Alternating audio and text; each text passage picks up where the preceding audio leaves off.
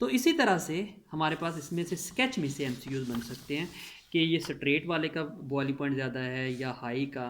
तो इसी तरह इसकी एलिसाइक्लिक क्या होता है, तो एलिसाइक्लिक रिंग ऑफ 3 और मोर कार्बन एटम पर मुश्तमिल होता है। नेक्स्ट हम जा रहे हैं डिस्कस करने कुछ शॉर्ट सी चीज़ें हैं, ये भी एमसीक्यूज़ के लिहाज से पूछी जाती हैं मोस्टली तौर पे इसी चैप्टर में से, कि जैसा कि ये हाइब्रिडाइजेशन है इसी चैप्टर के अंदर, sp3 हाइब्रिडाइजेशन है तो टेट्राहेड्रल शेप होगी और एंगल 109.5 डिग्री होगा। sp2 ट्राईएंगुलर है तो 120, sp लीनियर है तो 180, और अगर स्केयर प्लेनर आ जाए तो उसकी हाइब्रिडाइजेशन dsp2 और 90, dsp3 आ जाए तो ट्राईगोनल बाईपैरामिडल और एंगल थ्री एंगल होते हैं और 2 एंगल 90 के और 3 एंगल 120 के, और sp3 d2 ऑक्टाहेड्रल है, 90 डिग्री इसका एंगल होता है। तो ये एंगल और इनकी शेप के लिहाज से इनको आपस में अटैच करके याद रखिएगा, एमसीक्यूज पूछा जा सकता है। अल्कानल, जैसा कि आप अल्डिहाइड को जानते हैं, इसको दूसरा नाम अल्कानल है, sp3 हाइब्रिडाइजेशन है। अल्कोक्सी अल्केन ईथर है, sp3 हाइब्रिडाइजेशन है। अल्कानोन केटोनिक है, sp2, और अल्केन नाइट्राइल ट्रिपल बॉन्ड आ रहा है तो sp हाइब्रिडाइजेशन है। आइसोमरिज्म की तरफ जा रहे हैं, तो आइसोमर के बारे में आप अच्छी तरह जानते हैं कि वो कंपाउंड होते हैं जो कि same molecular formula but different structure formula, minimum number of carbon 4 होते हैं इसमें आइसोमर शो करने के लिए। तो हम यहाँ पर बात कर रहे हैं कि आइसोमर शो 2 किस्म के हैं, स्ट्रक्चर और ज्योमेट्रिकल आइसोमरिज्म हम की बात करते हैं। स्ट्रक्चर और ज्योमेट्रिकल में क्या फ़र्क है, यहाँ पे हम दोनों की टाइप को यहाँ डिस्कस करने जा रहे हैं। तो एमसीक्यूज़ के हवाले से हम इसको डिस्कस कर रहे हैं। तो सबसे पहले स्ट्रक्चर आइसोमरिज्म की बात करते हैं कि स्ट्रक्चर आइसोमरिज्म में हमारे पास किस किस्म के एमसीक्यूज़ आ जाते हैं। यहाँ देखिए, तो हमारे पास इसकी जो बुक के अंदर टाइप स्ट्रक्चर की एक्सप्लेन की गई है, तो वो 5 किस्म की इसकी एग्जाम्पलें दी गई हैं। तो हम कहते हैं चेन आइसोमरिज्म, यानी ये चेन के लिहाज से अपने आप में वेरिएशन लेकर आता है, तो ये चेन आइसोमर कहलाता है। तो पोजीशन आइसोमरिज्म में कि कोई भी जो फंक्शनल ग्रुप जुड़ा हुआ है उसकी पोजीशन बदल रही है, तो पोजीशन आइसोमरिज्म के लिहाज से हम इससे डिस्कस कर लेते हैं। तो फंक्शनल ग्रुप आइसोमरिज्म की बात करते हैं तो हम कहते हैं अल्कोहल या ईथर आपस में फंक्शनल ग्रुप हैं, क्योंकि इनका मॉलिक्यूलर फार्मूला सेम है। स्ट्रक्चर देखें, इनको ड्रॉ करो, अल्कोहल और ईथर में ड्रॉ हो जाएगा। अल्डिहाइड और कीटोन की बात करें तो देखिए इनका मॉलिक्यूलर फार्मूला अगर आप ओपन करते हैं तो 2 अल्कोहल और कीटोन, अल्डिहाइड और कीटोन में ओपन होता है, और ओवरऑल मॉलिक्यूलर फार्मूला सेम है। और यही एमसीक्यूज आ जाता है ग्लूकोज और फ्रुक्टोज में, कि ग्लूकोज और फ्रुक्टोज आपस में फंक्शनल ग्रुप आइसोमर है, एक में अल्डिहाइड है और एक में कीटोन है। इसी तरह कार्बोक्सिलिक एसिड और ईस्टर है, ये एक ही मॉलिक्यूलर फार्मूला है, लेकिन इनको एसिड और ईस्टर आपस में क्या हैं, फंक्शनल ग्रुप आइसोमर हैं। कार्बन और हाइड्रोजन की तादाद इनके अंदर बराबर है। मेटामरिज्म आप जानते हैं कि unequal distribution of carbon atom on either side of functional group के गिर्द जो चेंज हो रही है चेन की लेंथ, उसकी वजह से मेटामरिज्म जो है वो हमारे पास वजूद में आता है। इसी तरह टाटोमर्स है, टाटोमर्स के बारे में आप जानते हैं कि टाटोमरिज्म में शिफ्टिंग ऑफ प्रोटोन है, कि प्रोटोन शिफ्ट हो जाए तो एक नया आइसोमर बन जाता है। यहाँ से प्रोटोन शिफ्ट हो रहा है इधर, तो एक नया आइसोमर बन गया, यानी अल्डिहाइड से विनाइल अल्कोहल, कीटो फॉर्म से इनोल फॉर्म।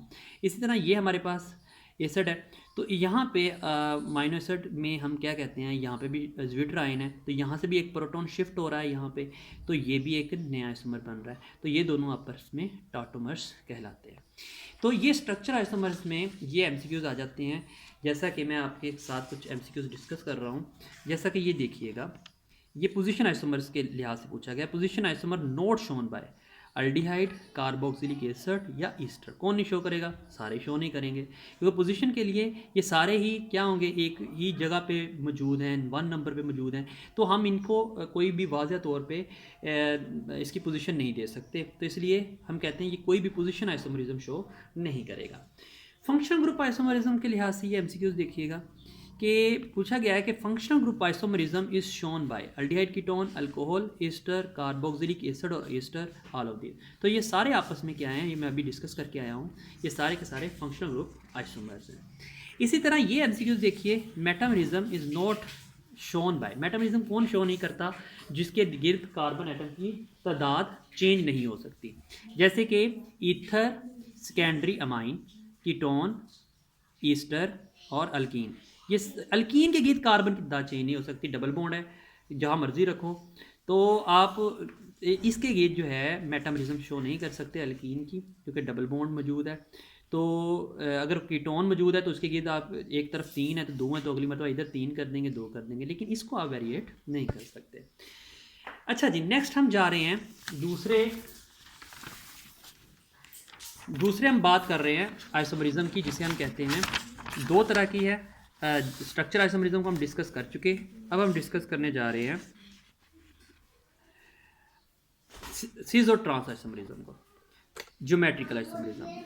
तो हम इसमें कहते हैं कि सीज आइसोमर और ट्रांस आइसोमर में, सीज में असल में क्या होता है कि फंक्शनल ग्रुप एक साइड पे हैं और दूसरी चीज़ एक साइड पे है, लेकिन ट्रांस में ये एक जैसे फंक्शनल ग्रुप डिफरेंट पोजीशन पे जुड़े होते हैं, जैसे कि ये आपके पास डिफरेंट पोजीशन में जुड़े हुए हैं।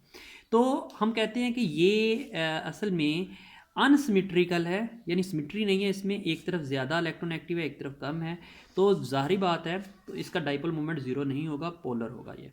तो इसके अंदर पोल क्रिएट होंगे इलेक्ट्रोनेगेटिव और इलेक्ट्रोपॉजिटिव के। जाहिर बात है डाइपोल मूवमेंट क्रिएट होगा, यानी पोलैरिटी क्रिएट होगी, तो जाहिर बात है इंटरमॉलिक्यूलर फोर्सेस भी स्ट्रॉन्ग हो जाएंगी। लेकिन मेल्टिंग पॉइंट लो होगा, क्योंकि जहाँ सिमेट्री होती है वहाँ मेल्टिंग पॉइंट ज़्यादा होता है, पैकिंग स्ट्रॉन्ग होती है, इसलिए लो मेल्टिंग पॉइंट होगा। बॉइलिंग पॉइंट किसकी वजह से ज़्यादा होगा? क्योंकि पोलैरिटी आने की वजह से इंटरमॉलिक्यूलर फोर्सेस ज़्यादा हो जाएंगे। और मेल्टिंग पॉइंट क्यों कम होगा? क्योंकि सिमेट्रिकल की पैकिंग ज़्यादा स्ट्रॉन्ग होती है और अनसिमेट्रिकल की पैकिंग वीक होने की वजह से लो मेल्टिंग पॉइंट। इसी तरह से हम बात करते हैं ट्रांस की, तो ये एक दूसरे के ऑपोजिट हैं, तो ये एक दूसरे को कैंसिल कर देते हैं। तो इसमें हम कहते हैं कि ये ओवरऑल इफेक्ट को कैंसिल करेंगे, डाइपोल मोमेंट जीरो हो जाएगा, नॉन पोलर है, तो पोलैरिटी नहीं होगी। जाहिर बात है कोई इनकी आपस में इंटरमॉलिक्यूलर फोर्स इतनी स्ट्रॉन्ग नहीं होगी, वीक होगी, तो जाहिर बात है वीक है तो बॉइलिंग पॉइंट भी वीक हो जाएगा। हाई मेल्टिंग पॉइंट है इनका, क्योंकि सिमेट्री है इनके अंदर बहुत ज़्यादा, एक तरफ बिल्कुल बराबर के आ रहे हैं कंपाउंड, तो सिमेट्री होने की वजह से पैकिंग बहुत स्ट्रॉन्ग होती है, तो इसको हम कहते हैं पैकिंग स्ट्रॉन्ग है। तो यहाँ पे भी एक एमसीक्यूज पूछा जाता है कि which of the following does not shown by cis isomer, इनमें से सिस आइसोमर कौन सी शो नहीं करेगा? सिस अनसिमेट्रिकल है, बिल्कुल ठीक है, पोलर है, बिल्कुल ठीक है, लो बॉइलिंग पॉइंट है, नहीं, क्योंकि अगर पोलर है तो बॉइलिंग पॉइंट हाई होना चाहिए। तो ये एमसीक्यूज यहाँ से लिंक करता है। इसी तरह इसका आगे हम बात करने जा रहे हैं, इसमें हम कहते हैं कि देखिए ट्रांस आइसोमर्स है, ट्रांस आइसोमर होने के लिए हम कहते हैं कार्बन कार्बन के साथ डबल बॉन्ड होना चाहिए। जैसे ये आपके पास कार्बन कार्बन डबल बॉन्ड मौजूद है पहले, तो दोनों कार्बन के साथ डिफरेंट ग्रुप अटैच होने चाहिए, तो तब आपके पास ये सिस ट्रांस आइसोमर शो करता है। तो अगर अदरवाइज ये सिस ट्रांस आइसोमरिज्म शो नहीं करेगा। जैसे ये एक एमसीक्यूज देखिएगा, यहाँ पे उसने 4 किस्म कंपाउंड ड्रॉ किए हैं कि ये कार्बन, इसमें से cis trans isomerism exhibited by, कौन एग्जिबिट करेगा? अगर आप यहाँ कार्बन देखें, दोनों हाइड्रोजन जुड़े हैं, तो हमारी शर्त ही पूरी नहीं हो रही। हमने कहा है कि डबल बॉन्ड होना चाहिए और दोनों कार्बन के साथ डिफरेंट ग्रुप होने चाहिए। ये देखिए डबल बॉन्ड है, क्लोरीन क्लोरीन सेम आ गए। ये देखें ब्रोमीन CI3 और क्लोरीन CI3, तो ये आप कह सकते हैं कि ये ज्योमेट्रिकल आइसोमरिज्म शो कर सकता है। अच्छा जी, आखिरी हमारा रह गया चंद मिनट, इसमें हमने कुछ चीज़ें रह गई हैं। एक तो मैं आपको भी बता दूं, एक टेबल है, उसके अंदर मुख्तलिफ फ्रैक्शन पेट्रोलियम दी हुई है चैप्टर नंबर 7 में, वो लाजमी तौर पे देखिएगा। उसमें फ्रैक्शन, एक आध फ्रैक्शन का फार्मूला दे के नेम पूछ लेता है, और फंक्शनल ग्रुप का एक टेबल दिया हुआ है, वो भी लाजमी याद रखें कि किसका क्या फार्मूला है, तो वो लाजमी तौर पर पूछा जाता है। अच्छा बेटे, लास्ट पे ये सोर्सेज ऑफ ऑर्गेनिक कंपाउंड एक मैंने स्ट्रक्चर ड्रा करने की कोशिश की है, ताकि आप इसके MCQs को एक मरतबा देख के इनको अपने माइंड में रख सकें, क्योंकि पूरी चीज़ें याद करना हमारे लिए थोड़ी डिफिकल्ट है। जैसे कि कोल, नेचुरल गैस और पेट्रोलियम हमारे पास 3 सोर्स ऑफ ऑर्गेनिक कंपाउंड है। इसे हम कहते हैं कंबस्टिबल ब्लैक और ब्राउनिश ब्लैक सेडिमेंट्री रॉक्स है। असल में बनती कैसे हैं? वुड को बैक्टीरियल एक्शन से पीट में जाता है, हाई प्रेशर से लिग्नाइड में आता है, हाई प्रेशर से फिर प्रेशर दें तो बिटमाइनस, और प्रेशर दें तो एंथ्रासाइड। एंथ्रासाइड के बारे में आता है, ये प्योर हार्डेस्ट फॉर्म है, हाईएस्ट परसेंटेज कार्बन की पाई जाती है। इसी तरह नेचुरल गैस है, मेनली कंपोज मीथेन, इसके अंदर इसके अलावा ethane, propane, butane, CO2, N2, ये कंपाउंड भी हो सकते हैं, MCQs यहाँ से आ सकता है। Formed by decomposition of organic matter से ही बनता है। पेट्रोलियम है, मिनरल ऑयल रिफाइंड फॉर्म है, find as refined oil, crude oil. यहाँ पे आप देखेंगे कि 4 ऑयल रिफाइनरी हैं हमारे मुल्क में, अटक में, 2 कराची में और एक पाक अरब में। तो इनकी अक्सर वो पूछ लेता है पर ईयर इनकी कितनी हमारे पास जो है वो हम प्रोड्यूस कर रहे हैं। तो हम कहते हैं अटक 1.25 1 ईयर मिलियन टन हम प्रोड्यूस करते हैं, और 2 कराची वाली 2.13 मिलियन टन जो है वो प्रोड्यूस कर रही है पेट्रोलियम। कार्बोनाइजेशन में हम कोल को असल में डिस्ट्रक्टिव डिस्टिलेशन से कोल तार में कन्वर्ट करते हैं, और मज़ीद कोल की फ्रैक्शनल डिस्टिलेशन FD कर दे तो 217 एरोमेटिक कंपाउंड मिलते हैं, MCUs बन जाता है कि कोल की फ्रैक्शनल डिस्टिलेशन करें तो कितने एरोमेटिक कंपाउंड बनते हैं। इसके अलावा सोर्सेज है 184 हमारे पास बिलियन टन कोल रिसोर्सेज हैं। 80% असल में हम इधर भट्ठों वगैरह में यूज़ करते हैं। और इसके कुछ यूजेस हमारे पास रह गए, सॉरी, नेचुरल गैस के पावर जनरेशन में, डोमेस्टिक पर्पसेस में, और CNG और LNG में हम यूज़ करते हैं। आखिर पे ये कुछ फार्मूले आपसे डिस्कस करना ज़रूरी हैं, क्योंकि फार्मूलों के लिहाज से वो परसेंटेज पूछ लेता है कार्बन हाइड्रोजन की किस में ज़्यादा है, अल्कोहल ईथर में एटसेट्रा, ये इस किस्म के क्वेश्चन आ जाते हैं कि किस में कार्बन और हाइड्रोजन की परसेंटेज इनमें से ज़्यादा है, या हाइड्रोजन टू कार्बन रेशो किसकी ज़्यादा है। तो अल्केन का फार्मूला याद रखना है, अल्कीन का CnH2n, और इसे साइक्लोअल्केन भी कहते हैं। इस तरह अल्काइन का फार्मूला याद रखना है।